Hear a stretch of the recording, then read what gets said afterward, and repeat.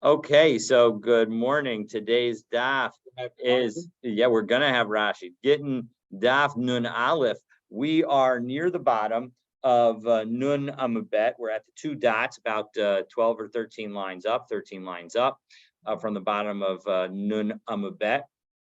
And in our Mishnah, we dealt with the cheated buyer of a stolen field, right? So what happens is Ruvain steals a field from Shimon, and he goes to Levi and he says, "Listen, I got a great deal. This field is awesome. You'll love it." And Levi says, "Terrific, I'll buy it."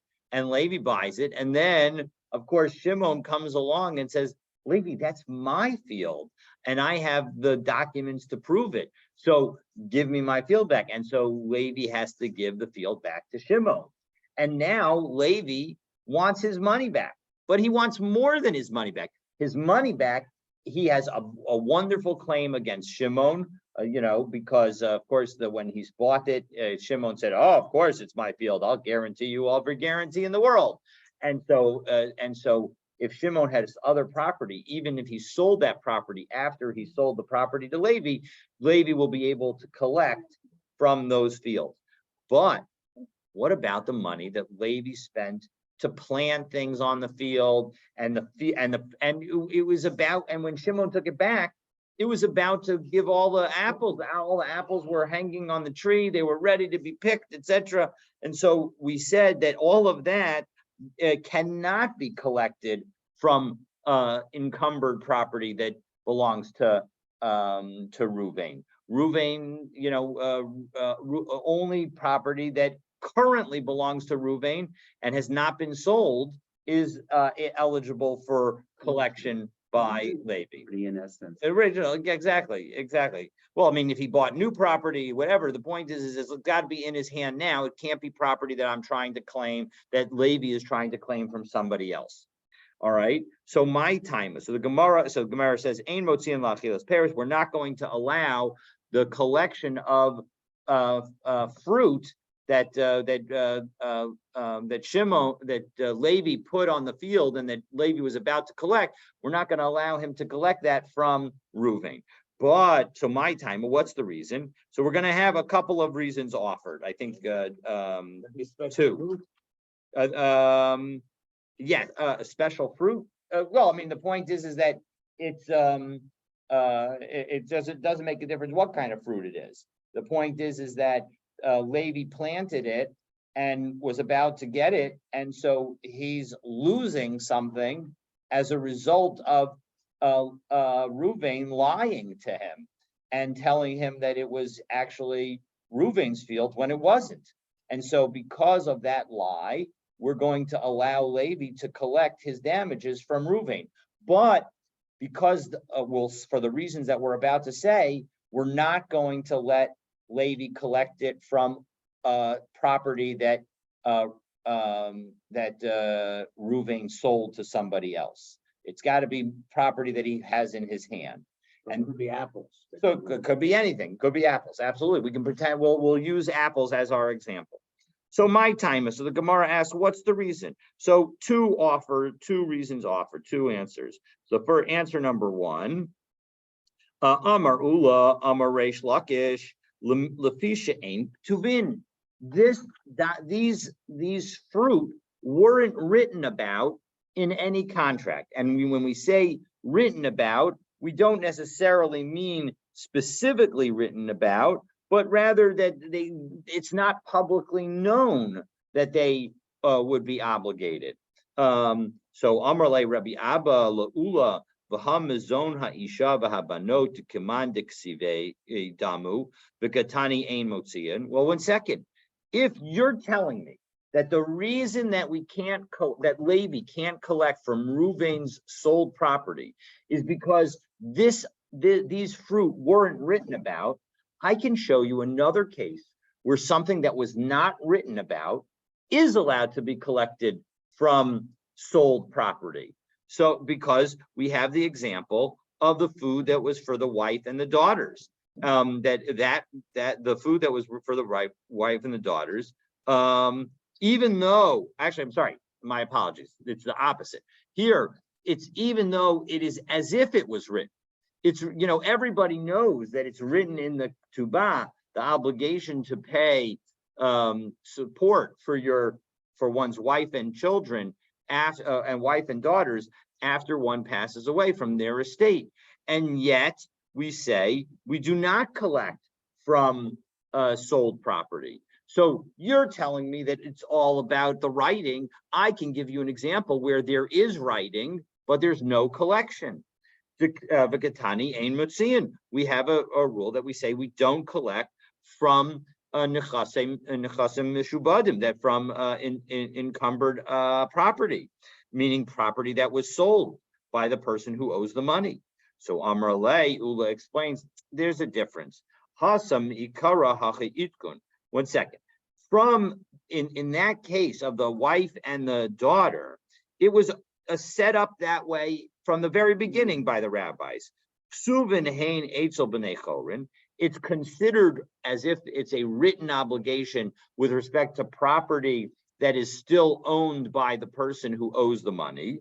Ve'ein ksuvin hein etzel mishubadim, but they're not considered written with respect to other people who bought the property. That's the way the rabbis established it. V'chein Amar Rabbi Asi, Amar Rabbi Yochanan. Similar, we have a statement of Rabbi Asi in the name of Rabbi Yochanan. Lefisha ein ketubin, right? Answering the same question with the same reason. This, which is that it's not written down. And Amar le Rabbi Zera le Rav Asi, the same conversation had. V'ha mazon ha'isha v'habanos dekamand ksive damu. What about the wife and daughter support, which is considered like it's written, and yet it cannot be collected from encumbered property, meaning property that was sold to a third party. V'gatani emitziin. So Amar le mi kara hachi itkun. That's the way it was set up. Ksuvin hein etzel b'nei chorin bein ksuvin hein etzel meshubad. So that's answer number one. Answer number one is that the reason that Levi, who was the victim here, because he bought property that was stolen, and now that property was taken away from him. The reason that he can't make a claim against Reuven's property that was sold with respect to the fruit, with respect to the apples, is because it was never a written obligation. So that's approach number one. And again, Rashi notes here that it doesn't mean that it was absolutely not written. The point is that it was not written in a way that would become publicly known. Because even if, in fact, the guarantee that Reuven wrote to Levi said, I guarantee you everything. Even if you work the field and you plant on the field, I'm going to pay you for any damages that are associated with it, and you can collect it from all of my property, etc. Even if one were to say that, because anybody who purchased other property from Reuven wouldn't necessarily know about that obligation, that's why we're not going to allow Levi to collect from that other sold property. So that's explanation number one. Now we get to explanation number two. Rabbi Chanina Amar, Lefisha ein ketzuvin. It's not the fact that it was written, it's the fact that there's no set amount. There's no way for a buyer from Reuven to protect himself, because this is an important point. If I sell you property and you know that I owe $500 to Mark, well, what can you do to make sure that your property won't be taken by Mark? You can make sure that I still have, after our deal, The money to pay. at least $500 worth of property, right? Because then you know that you'll be safe. Here, we're ein ketzuvin, where there's no limit to how large the amount might be. There's no way for you to protect yourself, okay? And in addition, so there are two explanations for this concept that are given. One is the one I just said, and I think makes a lot of sense. The second is that when you have something that is not fixed in amount, it is less likely for people to talk about it. When I owe Mark $500, everybody knows I owe Mark $500. And so as a result, there's not going to be a concern about it. But if I owe Mark a certain amount of money that isn't determined and we have no idea how much it is, nobody's going to talk about it. They don't know how big it is. So what's to talk about? So as a result, it may be that you, as the buyer, Stan, won't know and won't be able to protect yourself. So there are two different aspects that we're worried about. One is you might not be able to protect yourself by ensuring I retain enough field. And the second, you might not be able to protect yourself because you won't have heard about this Ein Ketsuvin, this non-fixed amount loan. So Ibailahu. So now Rabbi Chanina's answer is also going to be asked about. Rabbi Chanina, Ketsuvin uksuvin by. So when Rabbi Chanina says that you need it to be fixed in the amount, is he adding something to our first answer, to the answer that Ula gave in the name of Reish Lakish, or is he saying something completely separate? Dilma Ketsuvin va'afal pisha einem ksuvin. Or can you say that it doesn't make that it's no? When we say that it's not fixed, we mean it's not fixed and it's not written. Because if it was just fixed, then it would be enough. All right, as Rashi says, top Rashi on Nun Aleph Amud Aleph, Ketsuvin va'afal pisha ein ksuvin v'isle demal va'al peh shehi ketsuva treifa mimishabdei. That one might say that if you have some kind of oral debt. Now, Tosos goes a little bit, says that it can't be an oral debt. Everybody knows that an oral debt can never be collected from nechasim mishubadim, can never be collected from encumbered property, from property that the debtor sold to somebody else. So he says, no, it's talking about other forms of debt, other forms of, so such as where the amount is fixed about the damages that were done, or something else where we know the amount, even though it's not actually written in a contract. So, but in any event, the point is that according to this view, maybe Rabbi Chanina will say that if in fact you have a fixed amount that is due, even if there's no written contract, we will allow somebody to collect from nechasim mishubadim, from property that has been sold by the debtor. So Tashma. Now the question is do we say that, or do we say no? You need both writing and fixed and the fixed amount. So we're going to try proof number one, and I believe we're going to try 3 proofs. It could be just 2. Okay, so we'll see exactly how many. All right, so de itmar misha meis vehiniach shtei banos uvein. If you have somebody who passed away and left 2 daughters and a son, the kadma harishona, but not la ishur nechasim.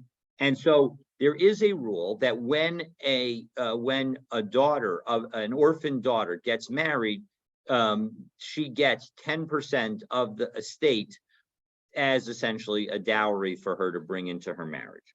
So the first daughter gets married, and now she takes her 10%. The hispika shniya ligabot, and before the second one has a chance to take her dowry, ad shemes haben, the son dies, and now there's no other inheritors other than these 2 sisters.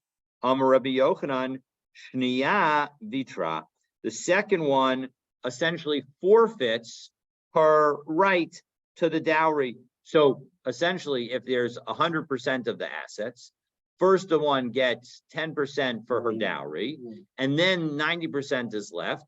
So we have split 45 and 45. So the first sister ends up with 55% of the assets, and the second sister ends up with 45% of the assets. So now we're going to ask that. Rabbi V'Amar Rabbi Chanina, and Rabbi Chanina, who again is the one who we're asking about, right? It was Rabbi Chanina who made the statement, and we're asking what's his position. So what did he say about this? He said, Gedola mizo amru. It's more than this. There's a bigger chiddush that I can tell you. Motziin leparnasa. That we take out, we collect from purchasers the 10% of the dowry. Ve'ein motziin lemizonos. That when you have an estate and now the son has sold the property of the estate, the first daughter, when she gets married, she gets 1/10 of what was sold, meaning the brother may not have any money left. So the 10% of the value of that property that was sold will go to her, and she can even collect it from the buyer of the property. All right, but she can't collect from that property any food that is owed to her, because the amrat shniya vitra, and you're telling me that the second one forfeits the estate. It can't be. It can't be that she's going to forfeit her estate when she actually could collect from a purchaser. So, so what's the implication? So v'ha parnasa. So we see that the dowry demikates kaitza. Based on Rabbi Chanina's question, it's a fixed amount. Michtav lo ksiva. It's not recorded anywhere. The kamotzia, and he can collect it, and the daughter can collect it. So again, the question that we had was, do we say that when you have a fixed amount that's not written in a contract, it can be collected from purchasers of property, or it can't? Well, here's an example where it clearly could be, because we have the dowry not written, the 10% amount is not written in any contract, and yet the daughter is allowed to collect it from sold property. That's exactly our situation. So no, shiny parnasa, the dowry is different because Kavan de Isla Kala, everybody knows about it. As Rashi says, the Isla Kala, it's about 12, almost 20 lines into the narrow lines of Rashi. Mishasha Mesa'ab, at the moment that the father dies, Hakol Yodim, everybody knows Shabbos no tell us Isur Nechasim, that the daughter will take the 10% of the estate when she marries. And so as a result, it's as if, even though it's not written down, we can treat it as if it's written down. So command dixiva dummy, it's as if it was written down. So that was effort number one to answer our question, and it was unsuccessful. Now we have effort number two to answer our question. So Masiv Rav Huna Bar Manoach Mesu. Okay, so before we say that, we have to tell you what the case is, because we're going to be citing a Mishnah in Ketubot, but we're not citing the whole context. So let's go over what the situation is. So, hold on, scroll down. And Rashi helps us out here. Well, let's read it inside, and then we'll go to Rashi. So Mesu, we have two people dying. Benosehen, their daughters, Nizonos Minechasim B'nei Chorin. Their daughters are going to only get fed from property that is unsold, meaning property of the estate. But if there's another woman, and Rashi will explain that we're talking about a woman that each of these men has committed to, it's essentially a stepdaughter who each of these men has committed to support. She can actually collect from even encumbered properties. She's just like a regular creditor. And Rashi says, Mesu b'noseya nizonos. So again, a person dies. We take a look in Rashi. It's the next Rashi down after the one we just did. Hanose Isha. If one were to marry a woman, upaska imo, and he agrees with her, lazonas bita, to feed her daughter. So it's his stepdaughter. Chamesh shanim, for 5 years. Vigirsha beto chamesh shanim, and now he divorces her. Okay. Vinasa tlacher, and now she marries somebody else. Upaska imo came. Kamokain. And now she marries husband number two, and husband number two says also he'll commit to feed the daughter for 5 years, the stepdaughter for 5 years. Chayev lezona chamesh shanim, echad zana ve'echad notein la demei mizonos. The way it works is one actually gives her the food, and the other one pays her the value of the food. So even though she's double dipping, essentially, she gets it because both of these are valid contracts. So Mesu b'noseihen, Mesu, now if both of these men die, b'noseihen nizonos minachasim b'nei chorin, their daughters have to eat from property that's of the estate. Kediktani masnisin, as we said in our Mishnah, ein motziin lemazon ha'isha v'habanos mnechasim mishubadim, because we said in our Mishnah that they're not allowed to eat from encumbered property. They can only eat from the estate. And so as a result, but the daughter of that other woman, nizonos mnechasim mishubadim, she gets to eat even from sold property. Alma, so we see, Kaven de kaitzi chamesh shanim, since 5 years of food was the fixed amount, meaning that there was a limit on how much was going to be owed. Afagav de lo ksiva gabe, even though it was not written in any contract about it. Mishavde, I'm sorry, de lo ksiva, even though it was written gabe mishavde, that she can collect from nechasim mishubadim. She can collect from sold property. Rabbi Chanina, as Rabbi Chanina highlighted.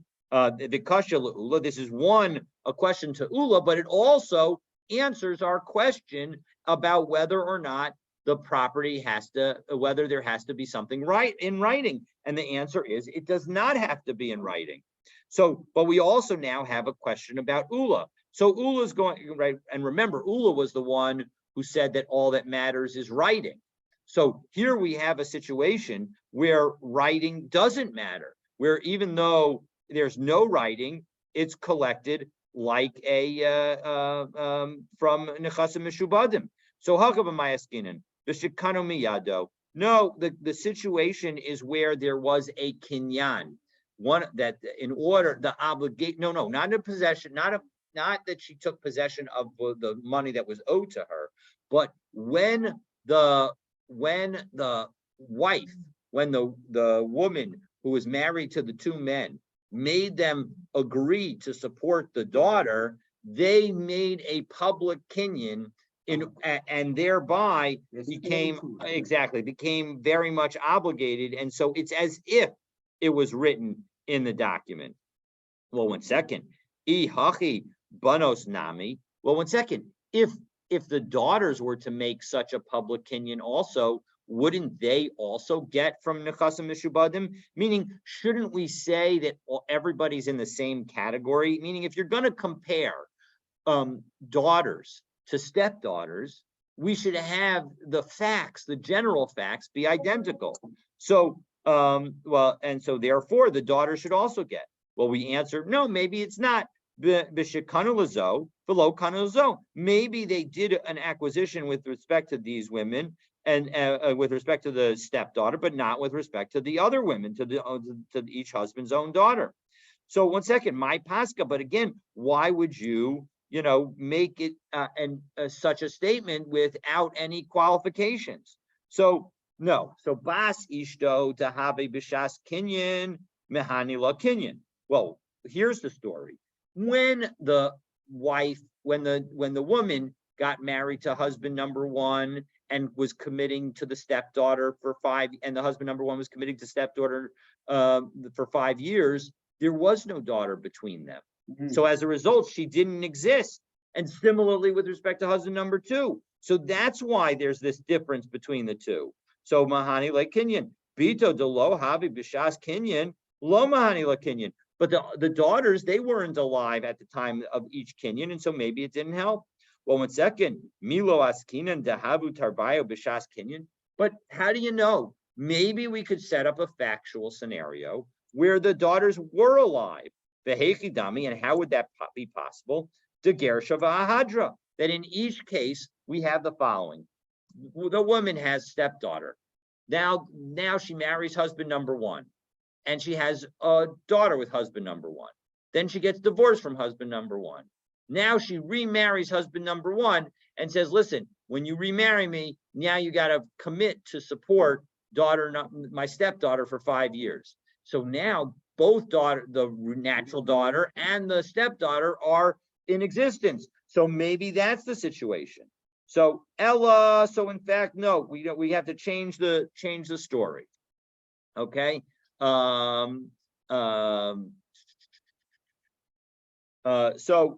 kapito debitanai based in ka'achla lo mahani la kinyan.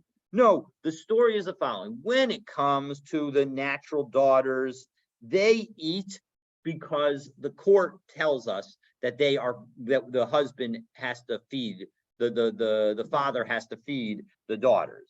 So therefore, there's no acquisition that is going to help because it already is an obligation. Bas ishto delab b'tanai based in ka'achla mahani la kinyan. But when it comes to a stepdaughter, who does not get any special protection from the court, from the rabbis, so therefore that's where an acquisition is going to happen. Well, one second, migra gara, are we going to it leads to an odd conclusion that effectively you're saying that somebody who's not protected by based in, namely the stepdaughter, has a right that the regular daughters don't have, namely the additional protection of having a kinyan. So that can't be. So Ella, so effort, and again, another try. Ella, Vito, Kavan de Bitinai, based in Ka'achla, Omer, Srare Aspasa. So the final answer is the following, that no, it's what happened is because regular daughters have that we have this commitment, that there's the court-based commitment that a father has for the daughters. We are concerned about the following. We're concerned that the father is going to give a bundle of money on the side. And so as a result, the daughters will really have already been paid for their support. But now they're going to try to effectively double dip by collecting from property that the father sold after they were born. And so as a result, that's why Ula would say in this case that we do not allow the daughters to collect. So we've in the bottom line is that even though we ordinarily Ula says that what matters is the contract, we can explain that when it comes to the daughters, the natural daughters, there's this concern that we're worried that there's going to be a side payment, so we don't allow them to contract, even though the obligation that's owed to them is as if it was written. But when it comes to the stepdaughter, because there was this kinyan and because it was as if it was written, we'll allow them to collect.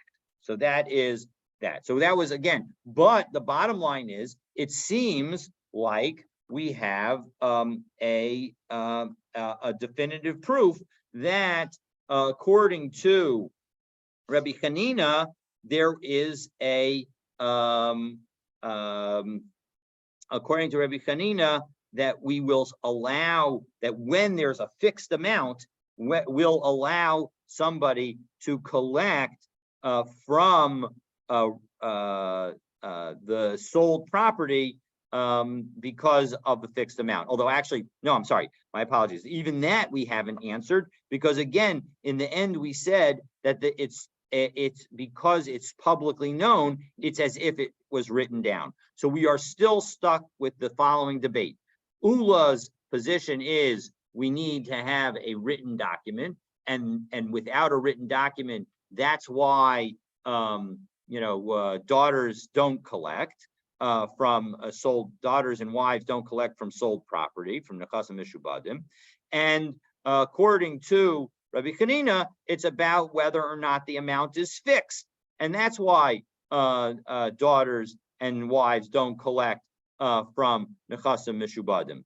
And the question does Rabbi Hanina need the fixed amount? If there is a fixed amount, does it also need to be written, or does it not? So now here's our third effort to try and answer this question of whether or not we need to have a fixed amount. So Tashma, Rabbi Nasan, Amasai, when is it that that we say that if stolen land, and this is a brisa that comments on our Mishnah.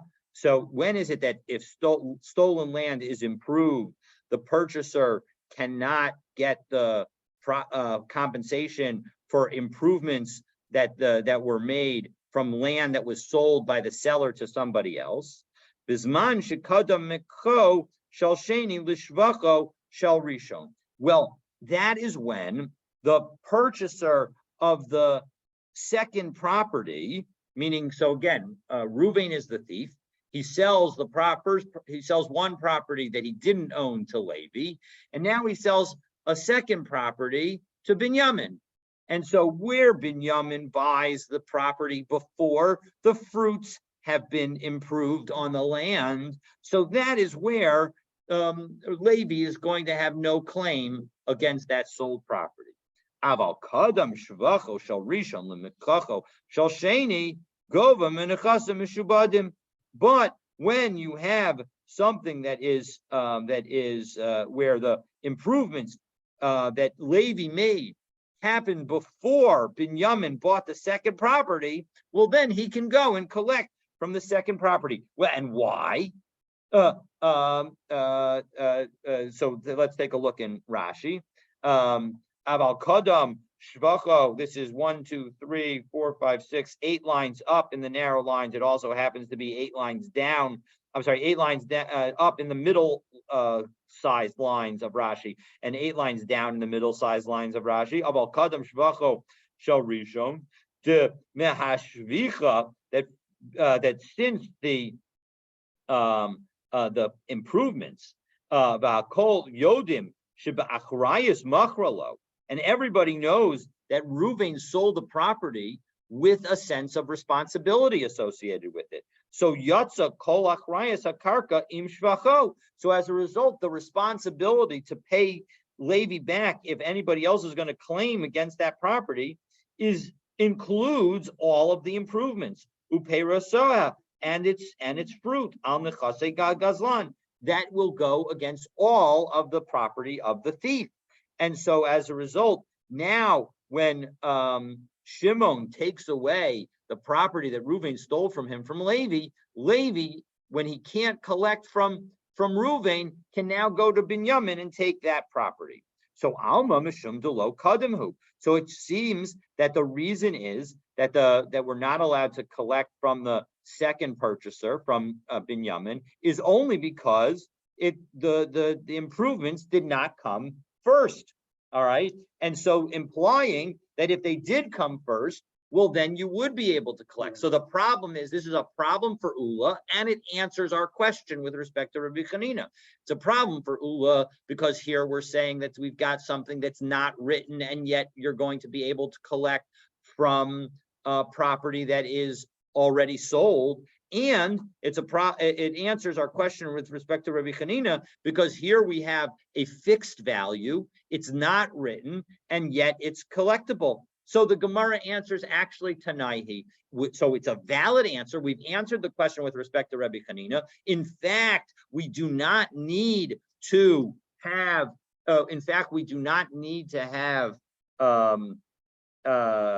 Something written according to Rabbi Chanina, and according to Ula, you do need something written, and it's exactly the following machlokas in a brisa. Detanya, ein motziin lachilas peiros, that when it comes to taking money for the fruit that was on the land that was stolen, ulishvach hakarkos, and with respect to improvements on the land, ulamazon isha v'abanos, and with respect to money for the wife and daughters, menechasim mishubadim. You're not allowed to take any of that from sold property. Mimnei tikun ha'olam, for the benefit of society. Lefi she'ein ksuvin, and that's Ula's explanation, because it's not written. Rabbi Yossi, but Rabbi Yossi says no, it's not because it's not written. There's no what's the benefit of society in that situation?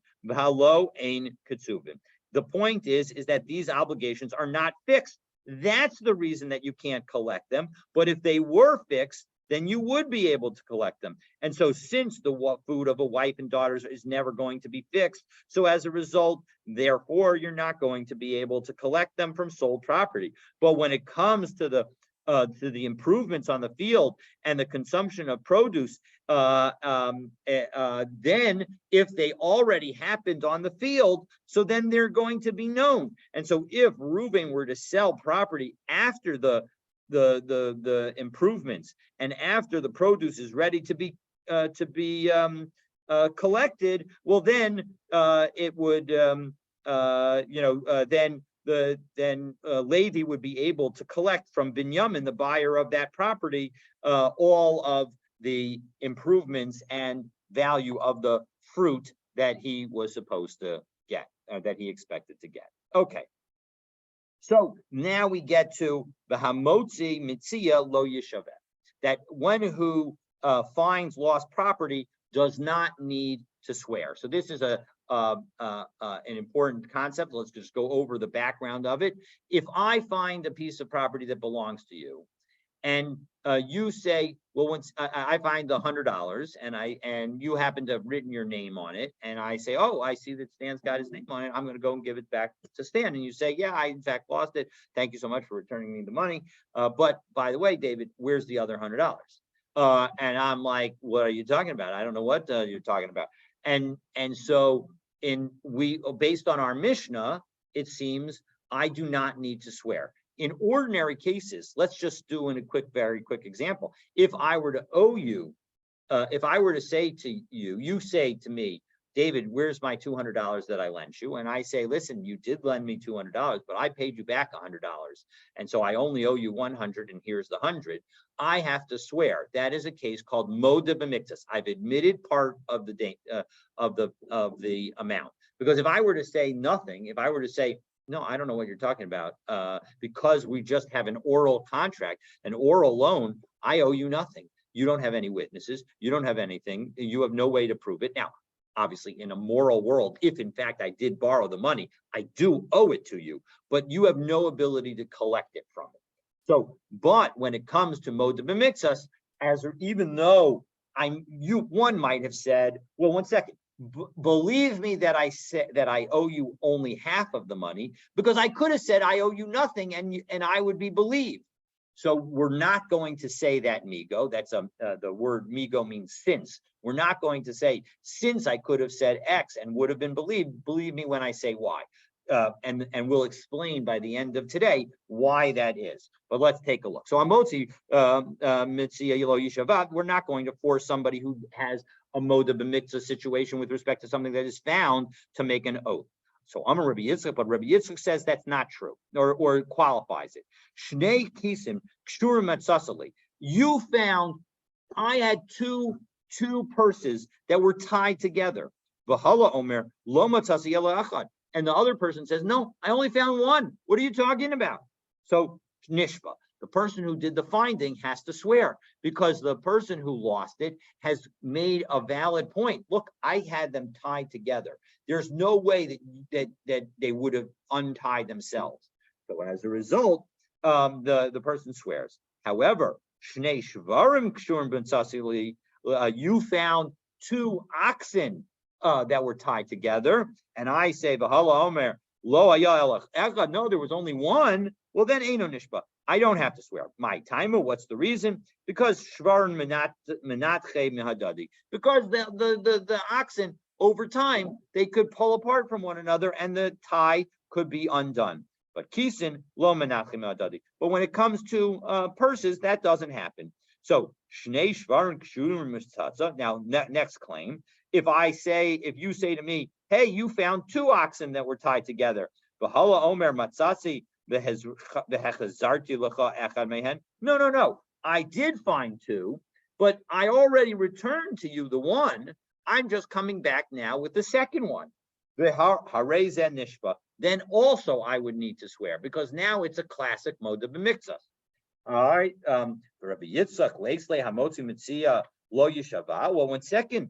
Where's the situation? Doesn't Rabbi Yitzchak hold like our Mishnah, which says that when somebody finds lost property, they don't have to swear because of Tikkun Olam? After all, remember the Tikkun Olam here is that if I know that there's a risk that you're going to make me swear by essentially saying that I really should have found double the amount that I found, well, then I'm not going to pick up that lost object. I'm going to just leave it there. Better not to get involved.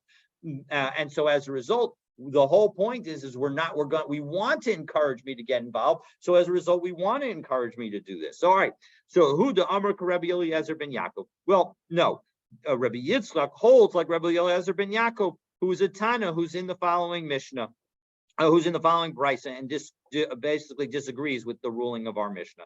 The Tanya, Rabbi Elazar ben Yaakov, Pamim she'adam nishba al tanas, Rabbi Elazar ben Yaakov Omer, Pamim she'adam nishba al tanas atzmo, that there are some times that a person will have to swear as a result of what they are saying. Ketzad, mana la'avicha biyadi. Listen, I had $100 of your father's. Ve'achal pras, and I gave him half of it. Harei nishba. I'm going to have to swear.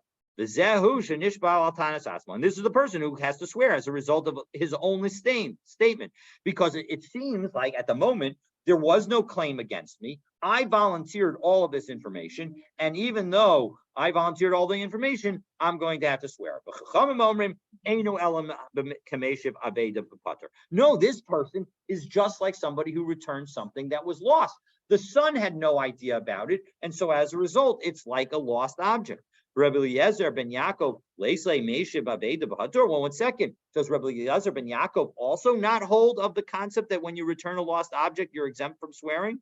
So Amarav, b'to'anau katan. So we'll say, no. We're talking about a situation where the child of the that I'm telling to the child that yes, I owed your father 100, but I gave him half of it. It's talking about where the child is a minor and he made a claim.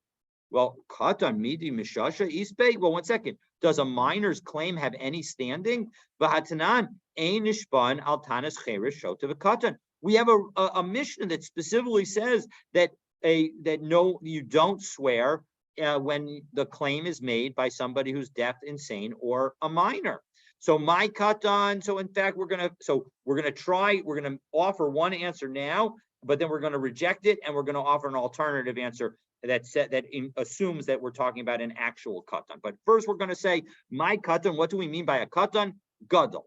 We mean actually an adult. Well, 1 second. If you mean an adult, my kari like katan. Why'd you call him a minor? Because we saw this concept yesterday that children, with respect to the affairs of their parents, really don't know what's going on. So they're all like minors. Well, ihachi tainus atzma. Well, 1 second. This is tainus acherimhu. You told me, Rabbi Eliezer ben Yaakov, that you were going to give me an example of a situation where somebody is obligated to swear in response to his own claim, but you've now just reread this entire Mishnah to say, this entire Bryce, to say that it's a claim of somebody else, that it's a claim of an adult. So the Gemara answers, Tainus acherim b'hodas atzmo. No, it is a claim of somebody else, but it's with his own admission. So his own admission is a key element. Well, 1 second. Kulhu Tana Sanami. Every situation of Modab and Mixus involves the claim by somebody else and Tainus Acherim Behodas Atzmo Ninhu involve both of these situations. So that can't possibly be it. So, all right. So we're going to go back and say, actually, we're talking about a minor. The minor claims, and we're going to allow it. And as Rashi explains, that the minor's claim is valid in this situation, unlike our Mishnah. Unlike that Mishnah, we cited a Mishnah that said that a minor's claim can't force somebody to swear. That's where the interaction was with the minor. But here, the minor is actually making a claim on behalf of an adult. The adult was the one, the father was the one who had the contractual relationship and lent the money, lent the $100 to me. And so as a result, when the son makes the claim, we're going to allow an oath as a result of that claim. And now what's the explanation in this brisa? Why does Rabbi Eliezer ben Yaakov say he has to swear and the Chachamim say he does not? Ella b'derabba kamiflagi. That argument between Rabbi Eliezer ben Yaakov and the Chachamim is really about Rabbah. The Amar Rabbah. Now, of course, Rabbah, it's really about what the logic that Rabbah is going to say. Because what does Rabbah say? Why is it that the Torah tells us that somebody who admits half of a claim has to make an oath? Because people don't want to be so obnoxious as to deny a full claim if they actually owe something. Right? The person wants to deny the entire claim. mishum de'ein adam meiz panav b'fnei ba'al chovo. And the reason that the person didn't deny the entire claim is because that's just too obnoxious. And so as a result, he's going to make half the claim. Uvachule by the lo delay. Now, really, maybe he even wants to admit the entire claim. V'hadulo odile, but he's not going to admit the entire claim because ishtamutehu dekam ishtamitle. He needs to try and get escape a little bit. Sabar adahavuli zuzeu faranale. I need to give myself a little time to get the money. So for Amarachmana, Ramesh Vua Ilave Kihechi Delode Lake Bechule. So let's make this guy swear. The Torah says, Hashem says in the Torah that we should make this guy swear. So that way, because the oath will make him admit that he owes the entire amount. So now that we have this rationale, again, the rationale is that really people don't want to be obnoxious, but they also want to try and be like, they'll rationalize. And so they'll claim that they only owe half so that they can have enough time to get the rest of the money. Okay. So now the question is, so what's the debate between Rabbi Eliezer ben Yaakov and the Chachamim? Rabbi Eliezer ben Yaakov savar bo below shna bivno. That when a creditor comes to you directly and you had the relationship with him, you won't lie and you won't be obnoxious. And similarly, you're not going to be obnoxious with the son. And so as a result, that's why if you do admit half of it, we're going to make you swear, whether it's to him or to the son. Eino meyes. Behilkach lav meishiv avedahu. Therefore, this is not a situation about lost property. However, Rabbanan Sabre, Bohu de Eno Meyes, Abal Bivno, Midolo, Abal Bivno Meyes. But when it comes to the son, you will be obnoxious. You will deny the entire thing. And so as a result, because you're willing to deny the entire thing, if you admit half, you really are returning. Umidolo Meyes, Meishiv Avedahu. And so if you really admit half of it, then you are returning lost property, and therefore you're exempt. So that brings us to the next Mishnah, and the next Mishnah is going to continue our rules, financial rules associated with the discussion of the benefit of society. But to learn what those rules are, you'll need to stay tuned for tomorrow's daf. We hope we're coming. We'll take a look, and just give me a second. I'm going to stop the recording, and I wish everybody a wonderful day. Because I got